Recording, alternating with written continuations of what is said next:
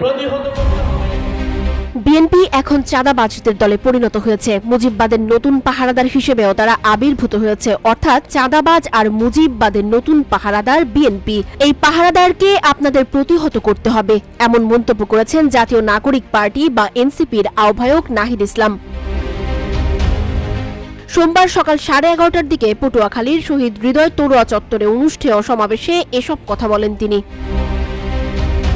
নাহিদ বলেন, শেখ হাসিনার সরকার আমাদের বিরুদ্ধে যেভাবে ষড়যন্ত্র চলমান রেখেছিল, সেই সেনাবাহিনী আমলাতন্ত্রের সিস্টেম এখনো আমাদের বিরুদ্ধে ষড়যন্ত্র চলমান রেখেছে। নাহিদ বলেন, সামাজিক যোগাযোগ মাধ্যম থেকে শুরু করে গণমাধ্যমে আমাদের বিরুদ্ধে নানা ধরনের মিথ্যা সংবাদ ছড়ানো হচ্ছে।